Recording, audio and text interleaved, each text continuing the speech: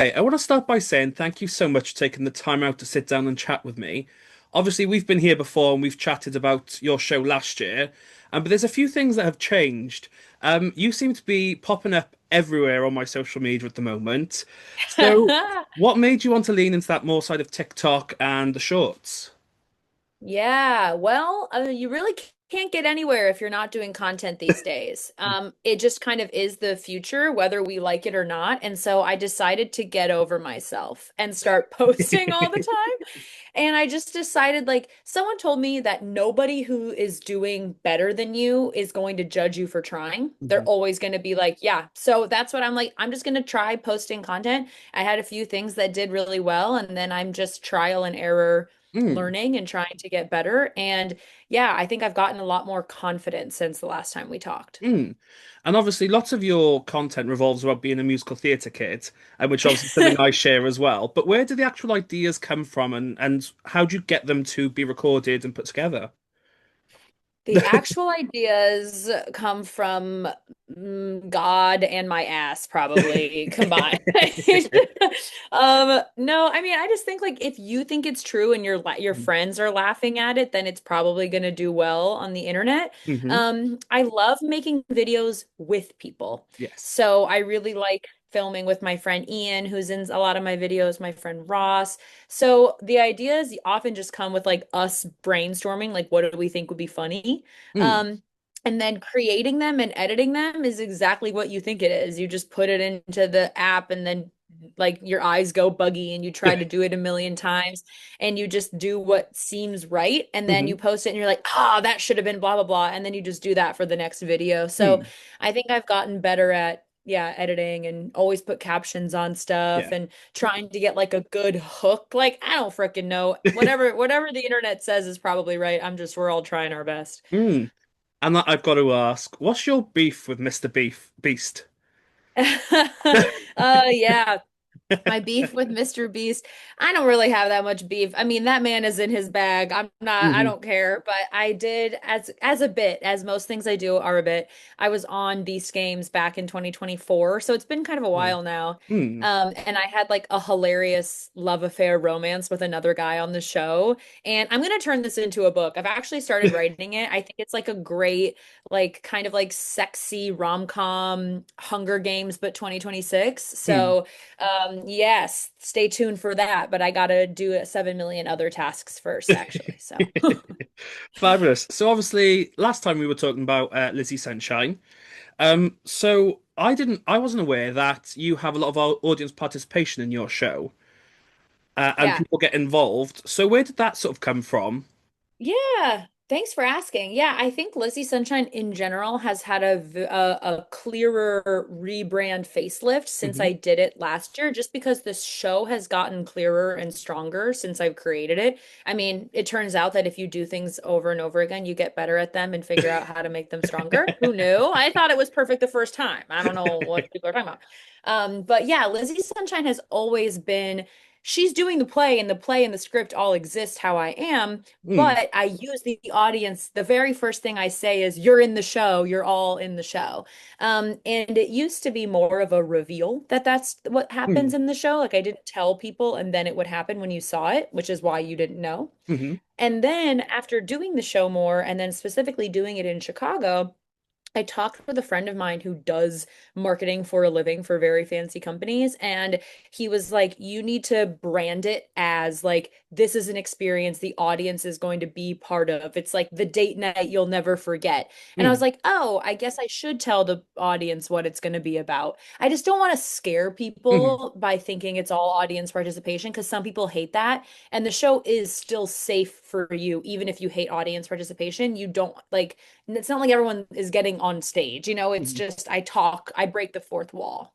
Mm. And obviously, having those sort of audience participation moments, does that sort of add pressure to you as a performer because you're working with people who don't know the script, don't know what's going to happen next? I love it. That's the easiest part of the show. Mm. I think like that is my background. Like my Mm. bread and butter. I love clown. I love improv. Like that's where I started. Like all of my OG like experience has always been in improv and sketch comedy, and I take a lot of comfort in being with the audience because Hmm. like I trust that if we're doing it together and if they're playing with me, other audiences members are going to be delighted to see it. And it almost takes the pressure off like needing to be really good and funny just by myself on stage. The themes of the show are really coming up here. Like she's not by herself ever, even though she Hmm. feels like it. This kind of plays in there. So yeah, I think some people would think that the audience participation is the most stressful. I find it the most fun or like the Hmm. most freeing, but I'm a lunatic who loves improv and I've always thought that the improvised sections of my show were easier than the other Hmm. parts. But obviously we've mentioned that we've chatted before this time last year. So how was Yeah. your experience of the Edinburgh Fringe? Obviously, I'm very sorry I was unable to get up there, but what was your experience like? I had the best time. I would say it was short and sweet. Hmm. I only did like a week and a half, a little bit less of shows, but I packed a big punch. I didn't label my show as a work in progress, but it definitely was, Hmm. figuring out, trying stuff that's new. And I just learned a ton. I had the best time. I made a million friends. Like, I think I really soaked every ounce of it. I lost my voice for like a month and a half after the show, so I got to figure that one out before this time. But no, I felt really, really good and it gave me confidence in continuing with the show Hmm. because I don't know, it's very easy to be like, should I do this? Should I keep doing this thing? But I got 4 5-star reviews. Wow. And I also, a theater in London called the Drayton Arms saw Hmm. my show at the Fringe and she invited me based on seeing my show. Wow. Which is fantastic. And fantastic. And Gilded Balloon, of like a month or so after Fringe, emailed me and invited me back. Wow. So all of those things really felt like green lights. Keep doing it, Liz. Keep working on it, make it stronger. And so all of the shows I'm doing in America, I did Chicago, now North Carolina, and then New York. They're all focusing on just, improving the show, getting the word out, and Hmm. then taking it back to the UK and Soho and just, or, and sorry, UK and Fringe. I'm obviously very excited because I will be in attendance for the Drayton Arms show, so I'm very excited to finally see the Woo! show. But obviously, like you Yeah, said, me it went too. very well at the Fringe, and you are returning. Do you think there's added pressure coming back to the Fringe after such a successful run? Oh, I didn't even think about that. Probably. Oh no, cut it, cut it. Yeah, no, I mean, I'm sure there is, but I'm not bothered by it. I'm sure there is. I just think more than anything, I think the show is better this time around. Hmm. So anyone who heard about it but didn't see it last time are seeing a version of it I'm even more proud of. There is definitely added pressure, and I'm sure there will be people who are like, this isn't for me, but like, that's cool. A lot Hmm. scary movies aren't for me, like everyone Totally. has their stuff. So I feel fine about going back to Fringe. I am at a time slot that's like pretty similar to one last Mhm. year.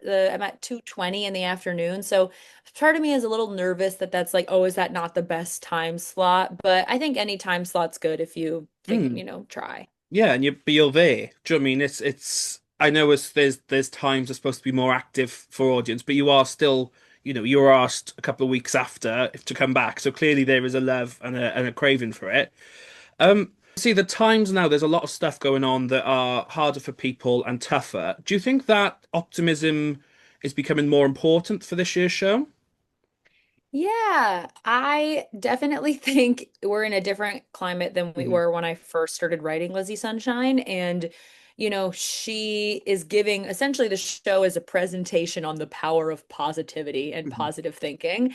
And I don't shy away from how like toxic it can be when she's just like, no problem, next. Like, there's a chunk of the show where audience members shout out their problems. And in the past, it used to always be like, I got broken up with, or my Hmm. dog doesn't, or my dog sheds too much. Like it's always kind of Yeah. dumb. But more recently, it's like, the president's a pedophile. And like, how do you fix that, Lizzy Sunshine? And the answer is she can't. And the answer is she can't fix any of these problems. She Hmm. just kind of finds a way to band-aid and blow right past. Hmm. So, yeah, I think in general, now more than ever, the world does need some positivity and really just some like entertainment, joy, and distraction. And I'm not claiming that my show is going to fix a goddamn thing, but it might make you feel a little more hopeful Hmm. for an hour, you know? Hmm. Totally. And obviously, you mentioned then it's obviously been refined since last year's Fringe. Obviously, I don't Yeah. want to give away too much about the show, but what can people Yeah. expect this time round that maybe they didn't or they didn't get to this full extent last time? Totally. I think this time around, it's going to be more clear what the show was supposed to be Hmm. if her show partner had come. It's a little more clear that, oh, Lizzy Sunshine and Jamie Storm have been doing this presentation for years in, Hmm. school assemblies or at, in different hospital centers and conference rooms. They do this show all the time. They know it by heart. But this is the one show where he's running late. She Hmm. doesn't know why. So I think this year it's just kind of clearer Hmm. overall. Everything is clearer what Lizzie's role is and what Jamie's role is supposed to be. And then so the audience at no point are the audience thinking like, wait, what is this? I think in Hmm. the past, Lizzie Sunshine was always fun and funny, but it was like a little more chaotic and a bit more Hmm. hodgepodge, almost like a kid playing dress up or doing a show in their basement. And I think the new version, she still has childlike Hmm. energy, but it's more clear that, like, no, this is an adult woman doing this task. Totally. And I have And to it's more mention, audience participation. Yeah. oh, fabulous. And obviously, I do have to mention the costumes again. The costumes last year were fantastic, but having seen some of the new pictures that you've been putting up, these costumes are even more over the top and fantastical. So, how Thank do you come you. about coming up with those and creating those outfits? Yeah, well, thankfully, I don't have to create too many because I have so many cool friends and Mm. collaborators who do. I actually have a stylist, which makes me sound very Oh. fancy. Her name is Wendy. She's an incredible stylist. Became my stylist because I knew her mom, and she is going to be big, fancy, and famous one day, and Mm. everyone will say we knew her when.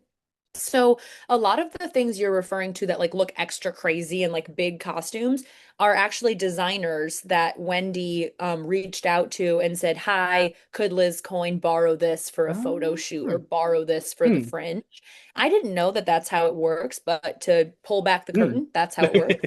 And then, yeah, some of the other costumes, like the yellow jumpsuit that Hmm. I wear, I actually found that right before I left for Fringe last summer. I was at, I thought it was just a store and I went in to buy it. Turns out it was a dispensary. They had weed in the back, Oh. which I thought was funny.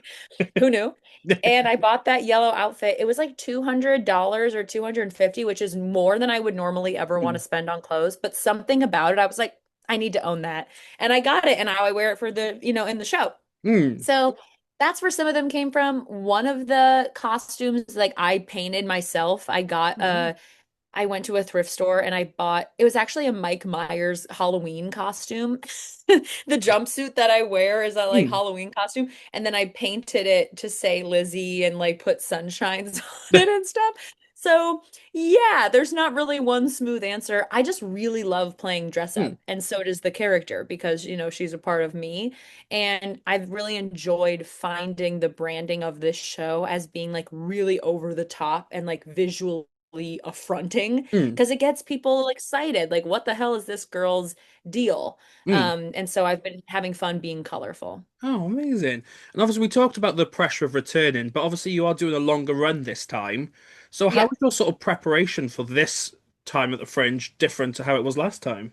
Yeah, I mean, I'm still flying by the seat of my pants generally, but I'm flying with more information this time Hmm. around. Because, like, last time I spent a lot of money on posters last summer when I was only there for like a week and a half. Hmm. And the amount of money you spend on a poster, it was up the whole month. I just wasn't there the whole month. And I was like, oh, Liz, you maybe spent more money than you needed to.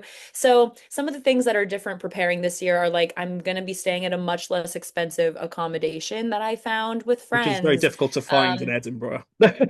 it's horrible. I mean, it's still expensive, but it's a Mm. lot better than my place. Well, I'm Mm. pretty sure I'm paying less this year for the whole month than I paid for like a week and a half last Oh. year. So I'm feeling better about those are more like logistical Mm. things I'm preparing. And then I'm also doing a fundraising campaign.